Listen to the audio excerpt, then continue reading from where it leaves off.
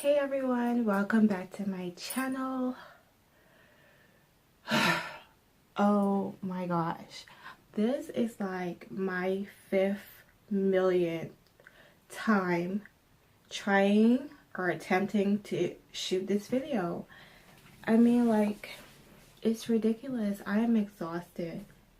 Like, yesterday I started shooting, then I realized that my camera didn't have enough storage, so I had to like delete and like upload some stuff. Then when I went later on to continue to shoot, I went to like this church's courtyard area and it was really nice. People were really nice. They let me shoot there. And just as I was on my last con, the video, no, my camera dies. I am just so exhausted. And then anyway, whatever, we won't get into that anymore. But yes, as I told you guys in my last video, I will link it up to the top somewhere. I took down my starter lock, so I am back to rocking my puff, and I like it. It's cute or whatever. But anyway, this video is going to be to talk about some of the pros and cons about traveling solo. So pros and cons of traveling solo. The first pro for me is that you gain so much knowledge. The knowledge that you gain from traveling by yourself is just, it cannot be bought, it cannot be taught. You just learn so much. And one of the things you learn is about yourself. Like, you learn the ins and outs of yourself. You know, like, you're like in total isolation, total like solitude, aside from like social media or, you know, text messaging or whatever. But other than that, you're in like total isolation from everyone you know, from everything you know. So like all your comforts, everything that you rely on is totally gone. And so you learn yourself completely as a human being. And a part of learning yourself is that some of those thoughts that are in your mind, those constant thoughts that you battle with, they become 10 times more loud in your head because you don't have any distractions. You don't have your friends to say, let's go out and party, or let's go out and have some drinks, or you don't have work distracting you, or just different, you know, situations, relationship, boyfriend. You don't have those things distracting you when you travel solo. So the thoughts that you battle with on a daily basis, oh my gosh. So this is the perfect time to kind of like deal with those thoughts, those negative thoughts, you know, and kind of like shift your mindset and just take care of anything internally that may be bothering you or just getting the better of you for years. This is the perfect time to deal with it because you have no choice. Yeah, you have no choice. And it's a good detox for like your mind, your body, your soul.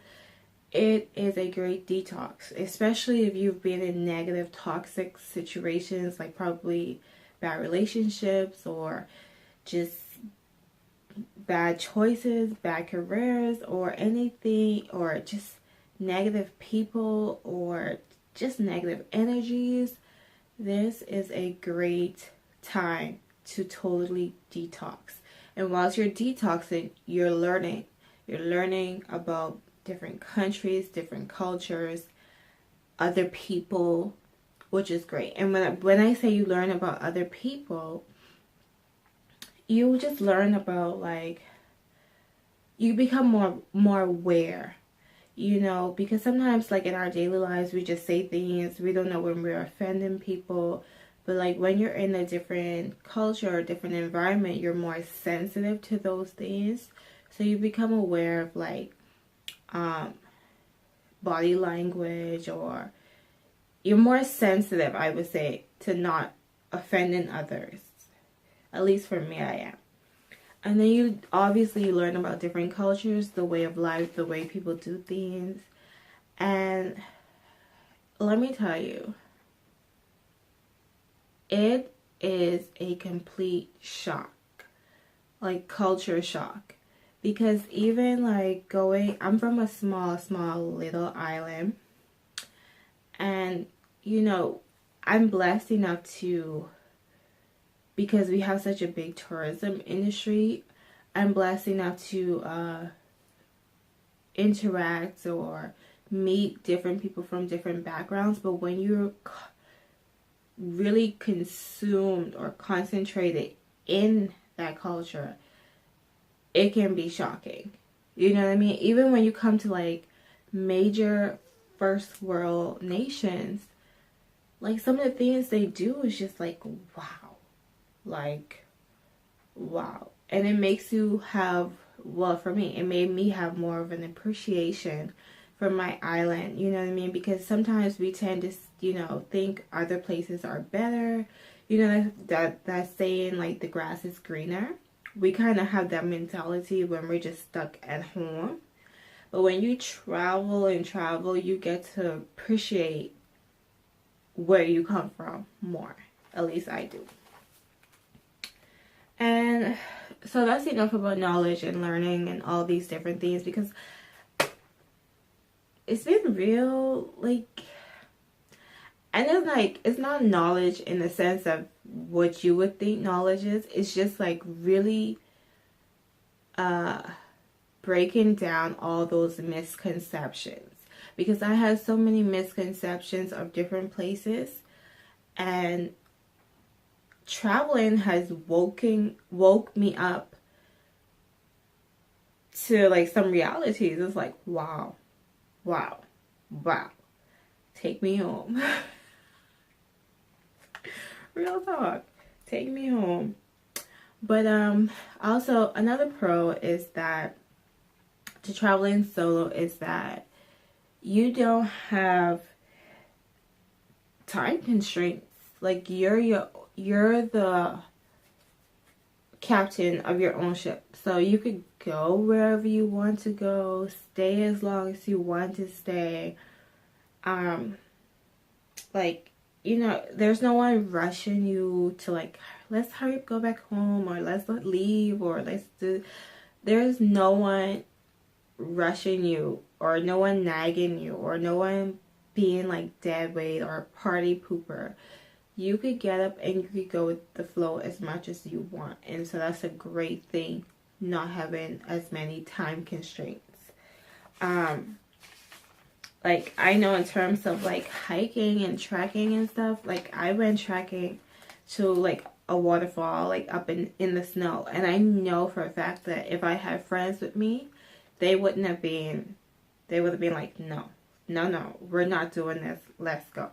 So you get to choose what you want to do, when you want to do it, how long you want to do it for, which is great. The third pro is that you become more self-sufficient. You know, you literally are responsible for yourself. Safety, health, everyday life, you are responsible for yourself. So you just rely on yourself more, and you become more confident in yourself. And you know, you don't have those comforts of knowing people, so you kind of have to like really just fend for yourself, period. You know? And then the fourth pro is that, and this may contradict what I may say later, but the fourth pro is that for me it's cheaper. I find it cheaper because you can sacrifice a little bit more than if you were with someone else. Like if I were with friends, they may not be comfortable couch surfing that may not be a thing for them, or even staying at a hostel. You know, they would probably prefer to go to a hotel or get an Airbnb or something along their lines. Whereas I could save money by couch surfing or going to a hostel because I have no problem doing it. I actually like it. I actually really, really, really, really like it. And also, like, with meals, like, I don't have to go every night for dinner. I could choose to go to the shop and cook, and then it's just me, so I could buy little portions or just enough for me, like for under like $5 some places, you know. So I could survive without having to have those extravagant meals all the time. You know, of course you want to splurge every now and then, which I do, but I can budget accordingly, and to me it's cheaper as a, friends, when you're with friends or family, you may want to go out more, have drinks, party more, really explore, really get into the things. Whereas I'm comfortable doing free activities. Listen, when you travel long term, free is your friend. And there are so many places where you could go and they have a lot of free activities. And there's nothing wrong with doing free activities.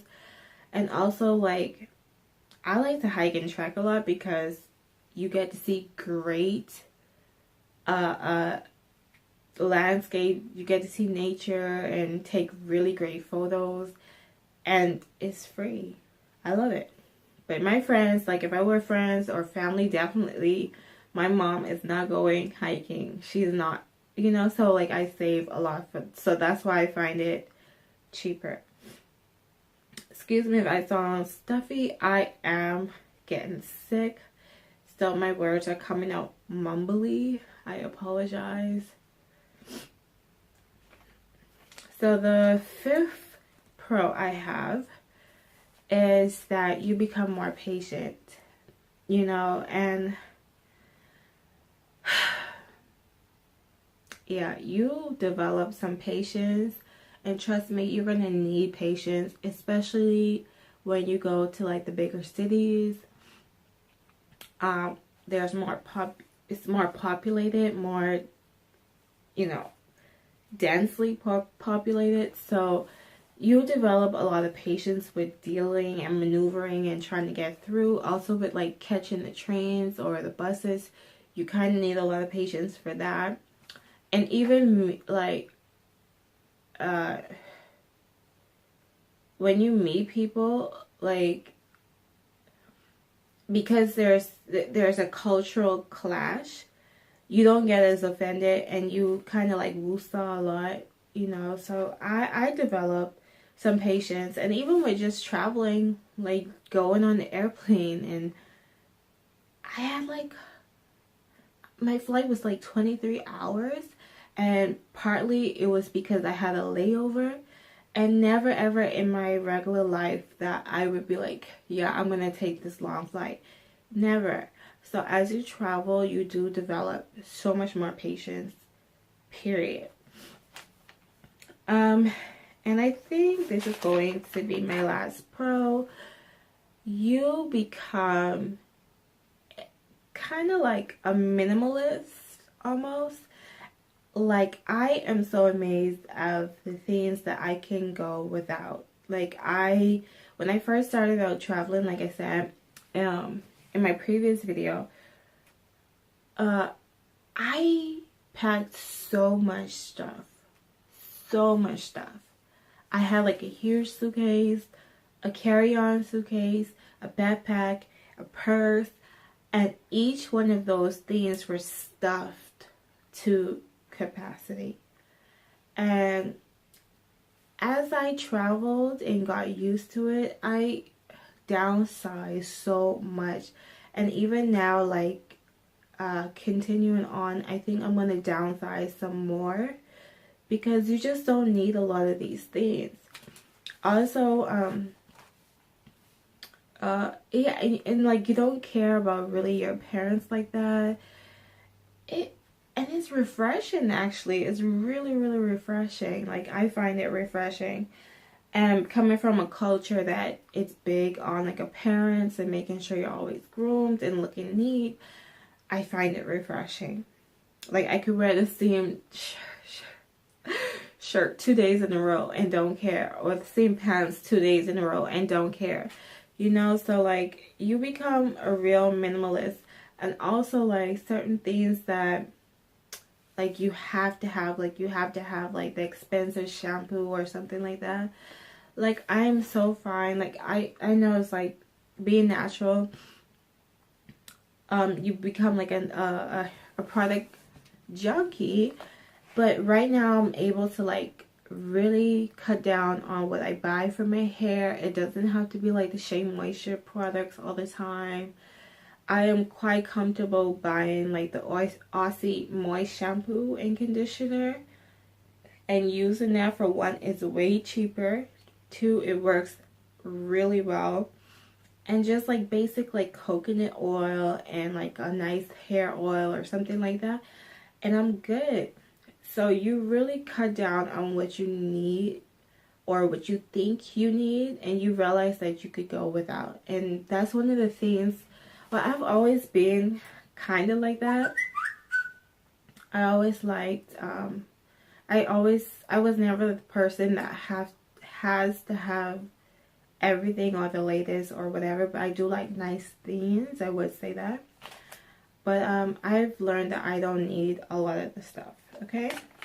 Now, enough about that. Let's move on to some cons. Some of the cons about traveling solo and also traveling very long-term solo traveling is that it can become a bit lonely. Yeah, it becomes a bit lonely. Like sometimes you really wish you had like a friend. And let me just put this out there. Some of my cons may contradict what I just said about my pros, but they go hand in hand, really. There's an upside and a downside to everything. So yeah, but you do become a bit lonely sometimes, like when you are doing exciting things, like you wish, you know, you had someone right there and then to share it with, you know, take pictures, take photos, whatever. You really wish, even if it's just like, you know, having a relationship or just friendship or a family member or whatever, you just, sometimes it's really lonely. And with that said, like when you're lonely, you become more homesick faster.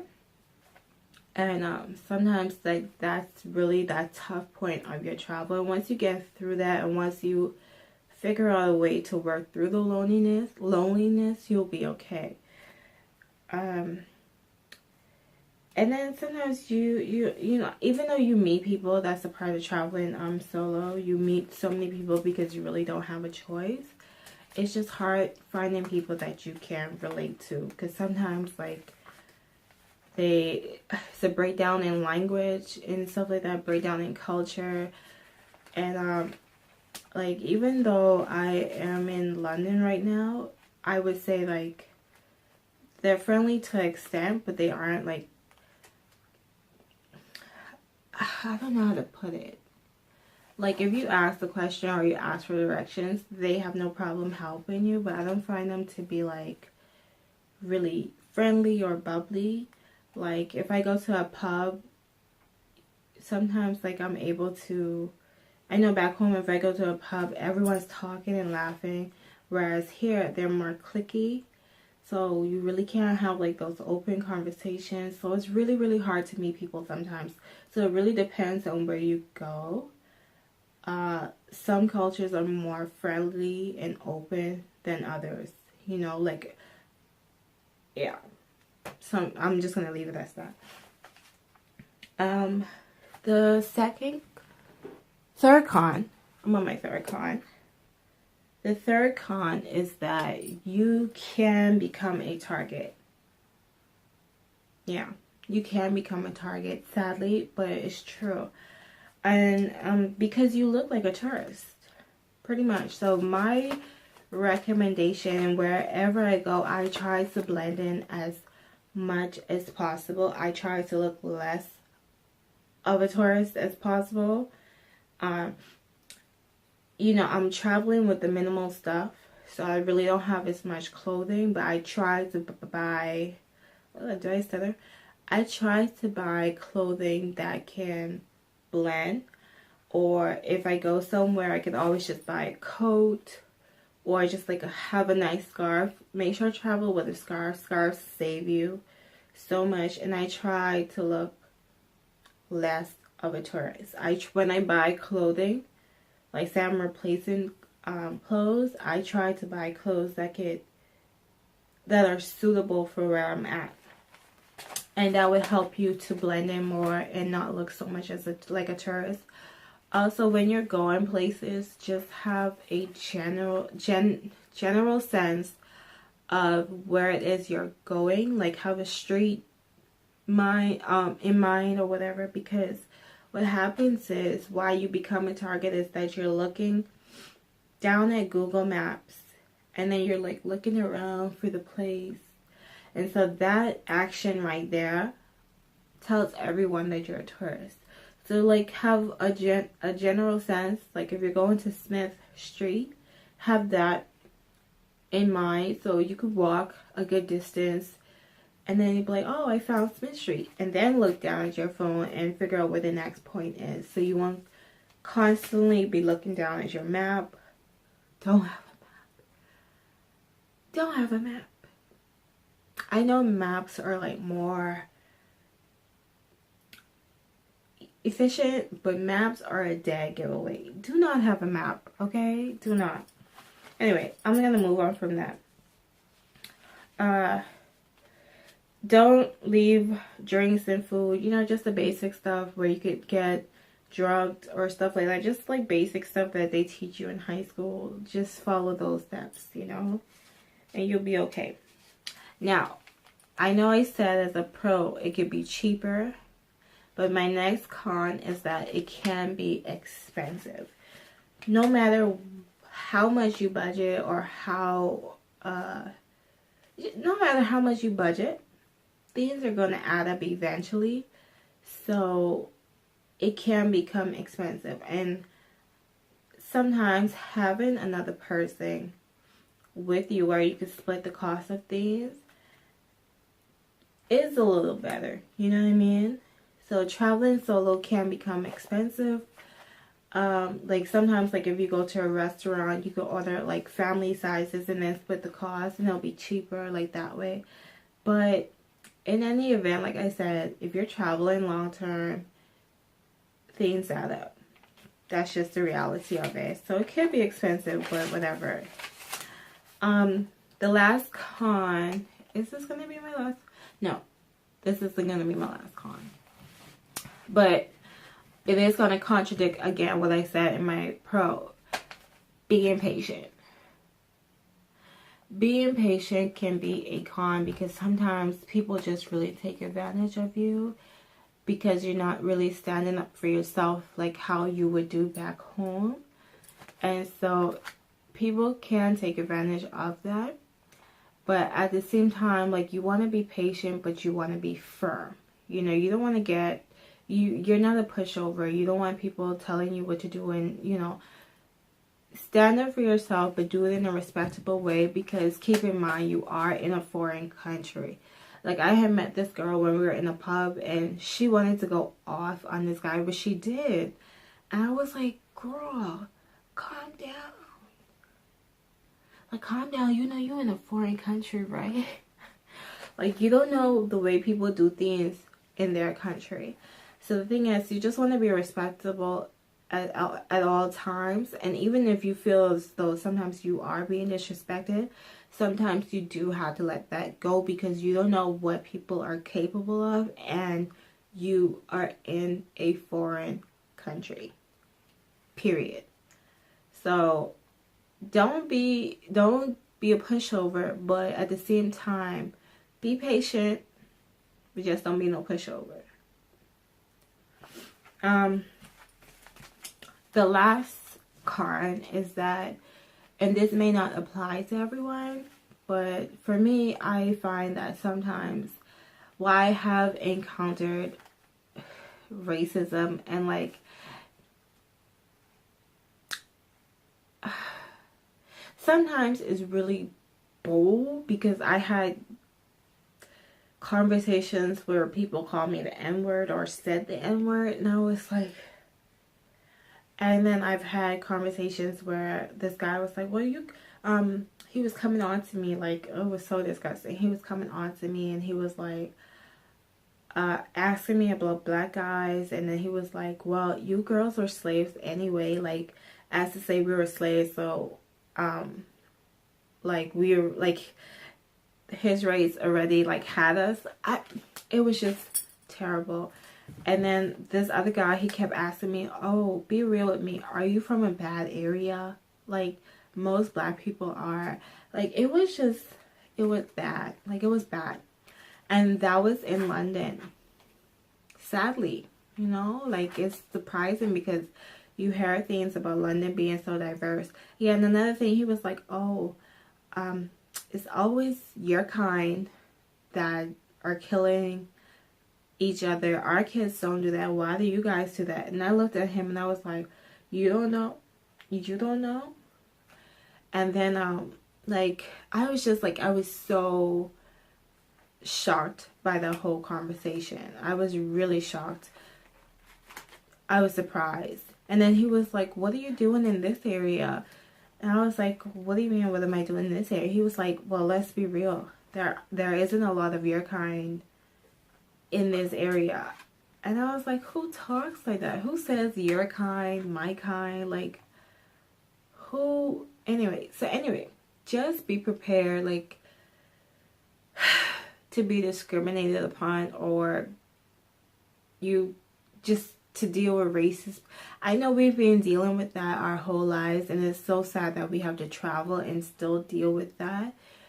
But it happens, and some people are just ignorant, and they don't want to get out of their ignorance, because in 2018, with so much information about other cultures out there, and so much openness about other cultures and backgrounds, some people just choose to stay living under a rock.